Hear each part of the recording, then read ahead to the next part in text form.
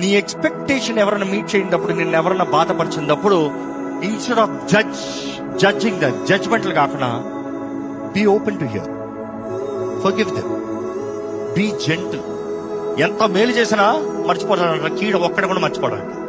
నిన్ను పొగిడి మాట్లాడిన 100 మాటలు జ్ఞాపకం ఉండదు, ఒక మాట కూడా జ్ఞాపకం ఉండదు. తిట్టిన ఒక దూషణ మాత్రం చచ్చేంత వరకు మర్చిపో ఆ రోజు.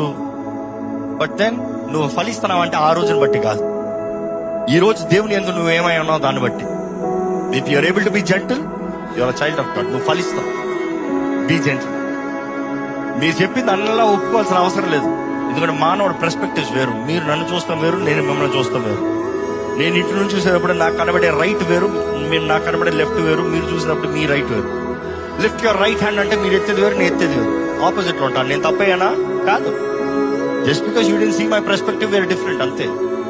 But be understanding, be gentle, learn, hear, talk, teach with gentleness. చెప్పు, అయ్యా నేను ఇట్లా ఉన్నాను కాబట్టి నీకు అర్థం కాలేదు, నువ్వు తప్పు అంటే ఎవడో రైట్ లేడు, అంతా తప్పే. సో దేవుడు కోరేది ఒకటేనండి, ఫలించాలని ఆశపడుతున్నాడు.